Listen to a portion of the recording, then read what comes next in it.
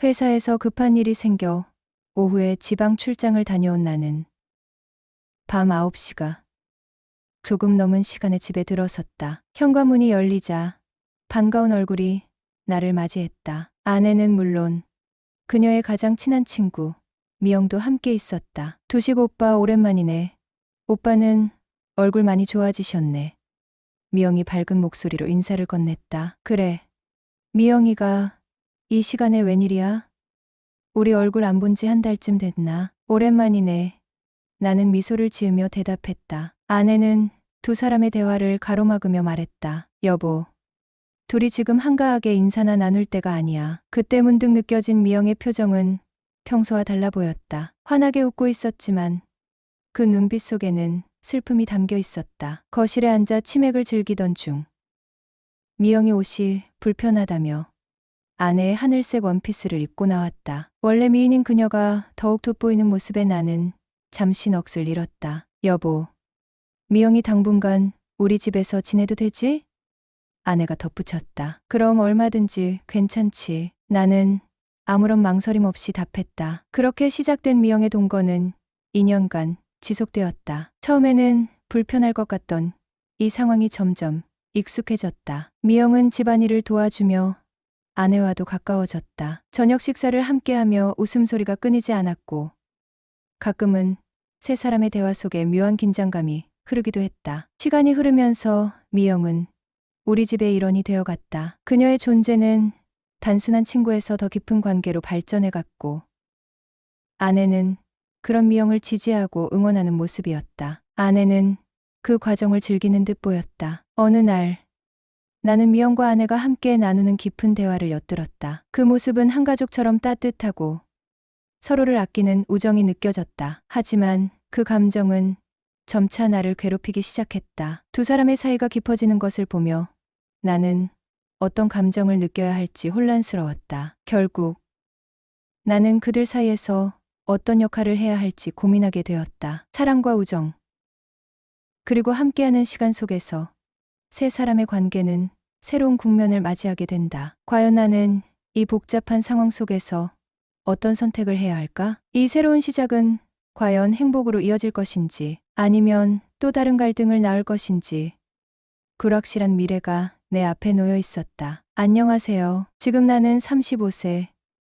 3살 어린 아내와의 결혼 생활이 벌써 8년 차에 접어들었다. 서울 근교에서 할아버지 때부터 농사를 짓던 우리 집은 주변의 택지, 개발과 신도시 건설로 인해 땅값이 폭등했다. 아버지는 졸지에 졸부가 되었고 그때 받은 토지 보상금으로 땅과 건물을 사두었다. 지금 그 시세는 수십 배로 올랐다. 모든 재산은 아버지 소유이지만 나는 27살의 어린 나이에 장가를 가서 두 아이의 아버지가 되었다. 아버지는 손주들을 너무 아껴주셨고 그 덕분에 나는 좋은 환경에서 아이들을 공부시켜야 한다며 서울에 아파트 한 채와 작은 사업체를 차려주셨다. 덕분에 우리는 비교적 부유하게 지내고 있다. 하지만 이처럼 안정적인 삶 속에서 나는 불안한 감정을 느끼기 시작했다. 결혼이 너무 이른 결정이었나 싶다. 아내와의 관계는 예전 같지 않다. 다투는 일은 없지만 8년을 함께하다 보니 서로에게 질리게 된 듯하다. 예전의 설렘은 사라지고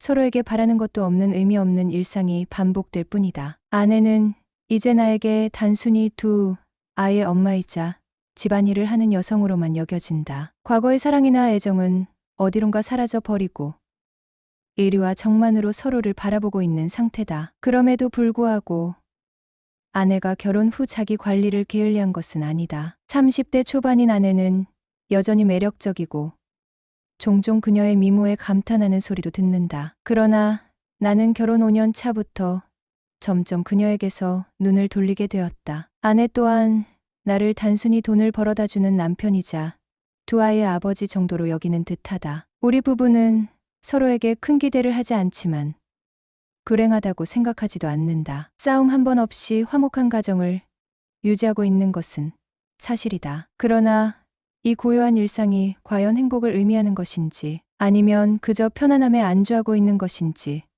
스스로 묻곤 한다. 어쩌면 우리는 서로에게 기대하는 감정이 식어가고 있는 것일까?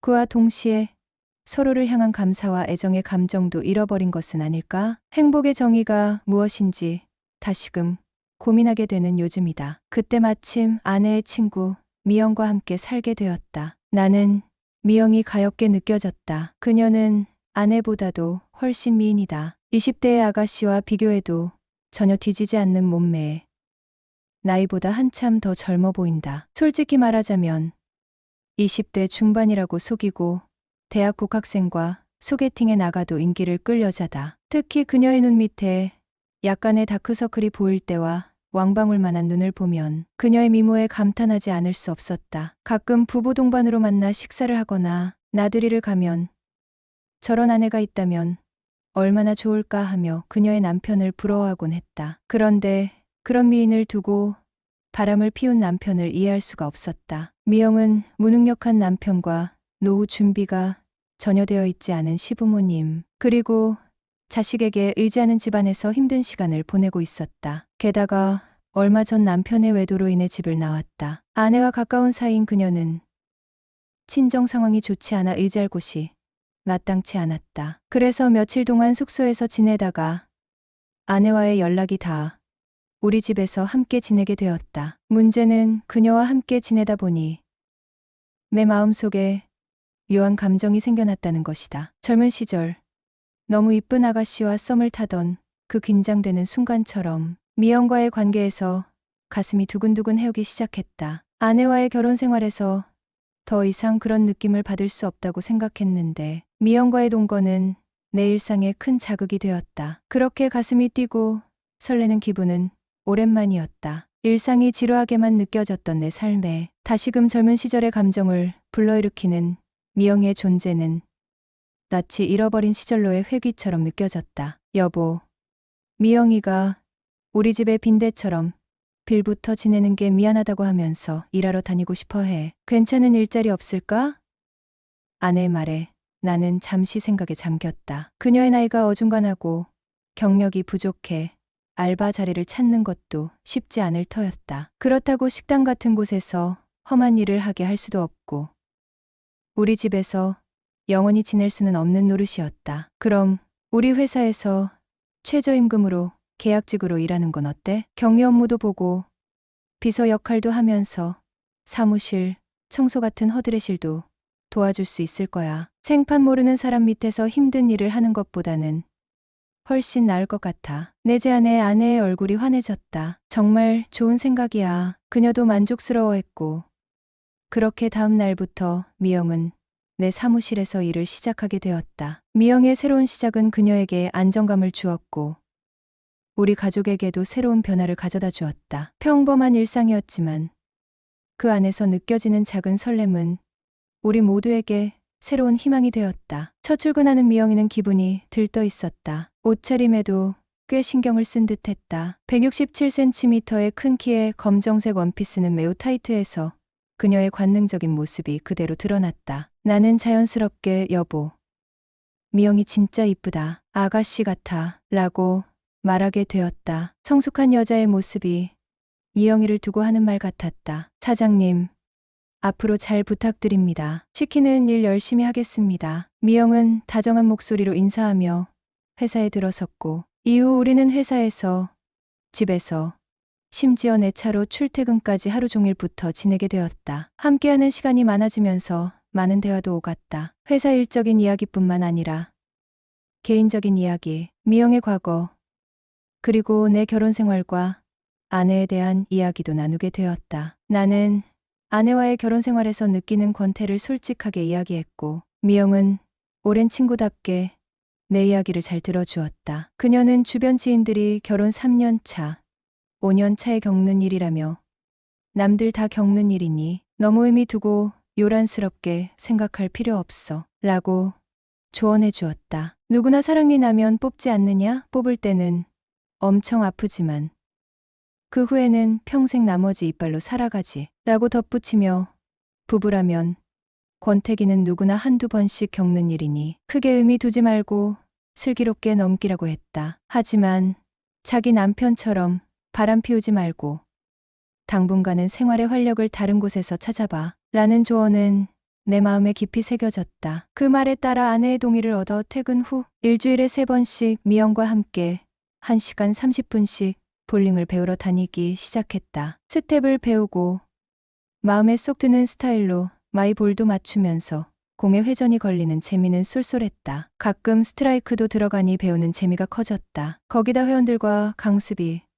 끝난 후 시원한 치맥 한 잔을 나누면 세상 부러울 게 없었다. 볼링 회원들은 미영을 내 아내라고 생각했다. 아내 친구라고 말하면 이상하게 여길까봐 굳이 설명하지 않았다. 언제까지 강습받을지도 모르고 생판 모르는 사람들에게 아내 친구가 돌싱이라고 형편이 좋지 않아 우리 집에 얹혀 살고 있다는 이야기를 할 수는 없었다. 그냥 아내 친구라고 하니 그런가 보다 했고 나는 그걸로 충분했다. 결국에는 얼마 가지 못해 걱정했던 일이 벌어지고 말았다. 한 달에 한 번 가지는 볼링 모임 회식 후 집으로 돌아가는 길에 우리는 마음에 이끌려 집으로 곧장 가지 않았다. 아내 얼굴을 보기에도 미안했고 한 집에 함께 사는 게 신경 쓰였다. 이러다간 더 큰 사달이 나겠다 싶어 아내에게 미영을 집에서 내보내는 게 어떨까고 말했더니 아내는 말도 안 되는 소리, 오갈 데 없는 애를 함께 지낸 지 얼마나 되었다고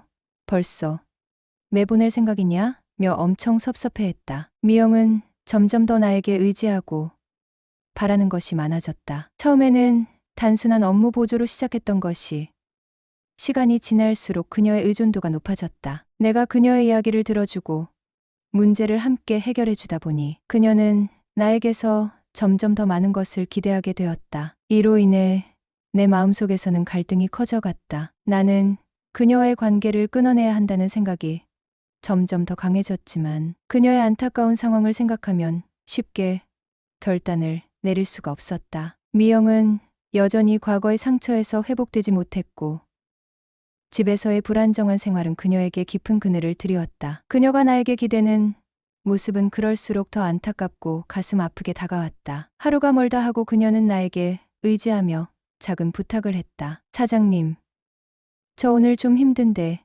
얘기 좀 들어줄 수 있어요? 라는 말에 내 마음이 흔들렸다. 그녀의 눈빛 속에 담긴 애처로움은 나를 더욱 끌어당겼고 나는 그 부탁을 거절할 수 없었다. 이렇게 계속 이어지는 대화 속에서 나는 점점 더 그녀의 감정에 휘둘리게 되었다. 그녀에게 상처를 주고 싶지 않은 마음이 커지면서 나는 내 마음속의 불안함이 더욱 뚜렷해졌다. 그러나 더 이상 이 관계를 지속하는 것은 내가 아내에게 저지르고 있는 배신이자 결국 그녀에게도 상처를 줄 수밖에 없는 일임을 알았다. 내가 정말 이래도 되는 걸까? 라는 질문이 머릿속을 맴돌았다. 그러나 그녀의 상황과 아픈 과거를 떠올릴 때마다 마음이 아팠다. 이렇게 그럴 수도 없는데 라며 나 자신을 다독였지만 갈등은 더욱 커져갔다. 결국 미영의 의존이 깊어질수록 나는 점점 더 어려운 상황에 처하게 되었다.